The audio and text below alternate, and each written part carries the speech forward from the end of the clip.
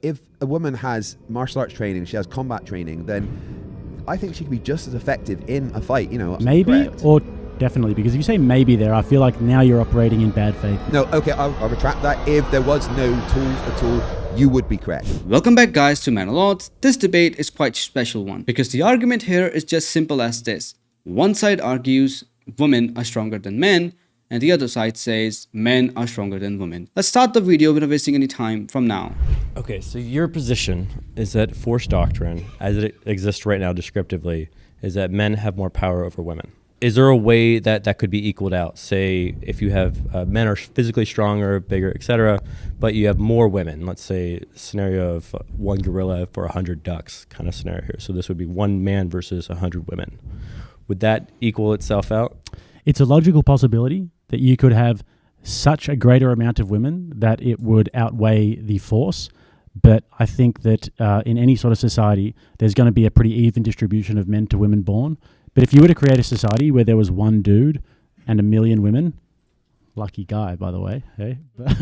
but yeah, that's logically possible, but I don't think that it would ever happen. But it is logically possible. Okay.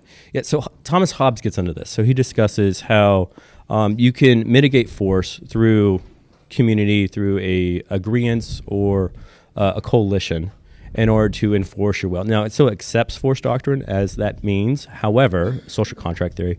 However, it does demonstrate that you can mitigate this either through tools. This would be something like assassinations, deception, persuasion, things of this nature, or even persuading maybe another male to intercede on your behalf. So it's not necessarily that. How do you see that as it pertains to feminism? So I completely agree with that there is a way in which women can maneuver in society to impose their will, but they always have to appeal to men. And this is where force doctrine comes in again. It's like they can only maneuver to a certain extent, and then when it comes to the actual application of force, they're always going to have to appeal to men. And that's the descriptive reality. And that's why real feminism, as it says in the prompt, which is egalitarianism between the sexes and a dismantling of patriarchal structures, is impossible, logically. Let's pause and let's actually put numbers to that, because saying that men are stronger sounds like an opinion until you see the data. A meta-analysis across 122,000 people found that even after controlling for body weight, so pound for pound, men are still 35% stronger in upper body strength and 17% stronger in lower body strength than women. And here's the part that closes its all socialization argument. When babies are born, boy babies have stronger grip strength than girl babies. And that's before they even begin to talk, before going to gym, before anyone in society tells them what they should be. The gap in strength starts way before the culture does.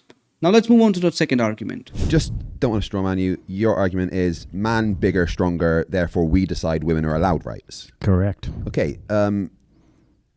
Is that really the case nowadays? Because let's say a man's got a gun and a woman's got a gun, who's stronger then?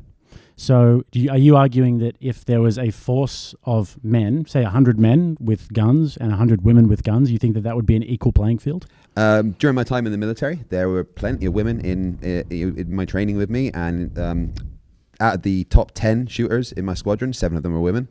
I don't see why one woman with a gun is any less equipped than one man with a gun. And the fact is, we don't exist just us with our muscles. We exist in a world with tools that allow anyone to be as strong as anyone else. You brought up, well, women don't have the strength to make machines and stuff, but that's just not true with the tools that exist nowadays. So, let's address the first argument first. Yeah. So how many Marines are there that are, or Navy SEALs are there that are women? There isn't any women that are Navy SEALs. Okay, so then would that then like sort of insinuate that the highest level of tier in terms of military, only men can really reach that tier? I think if women were allowed to join the Navy SEALs, they could be just as effective. But they are allowed to. They just can't meet the standards. That's the problem. Given enough training, there's many times women can be just as strong, if not stronger than men. A flat earther that I've debated a lot of times, he had the position that any woman, no matter how trained she is, would lose a fight to a man, no matter how unfit he is. That guy sounds like a legend, but no, well, I'm joking. I'm joking. He went and challenged the woman. I'm joking. He got his ass beaten, I'm sure. So in terms of just pure strength, Do you agree? You said that the top women marksmen in your squadron were Seven of the 10 top. The top 10, 7 of them are women. Right. Would you say that that would apply in terms of the best marksmen in the world? Would you say that they're women or men?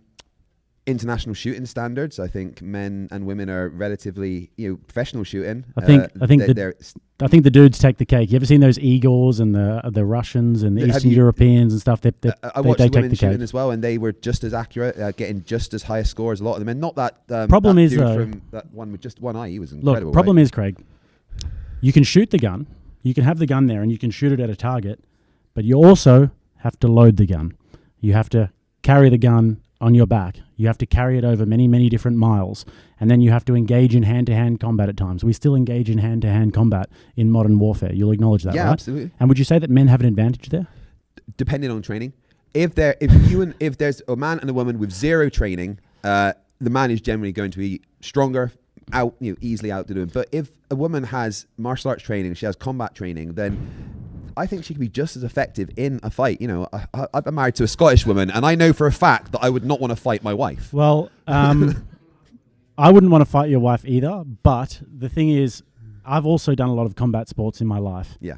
And I've seen the way that women carry themselves in the boxing ring and the way that, and I've fought a few of them in the past, just sparring and stuff.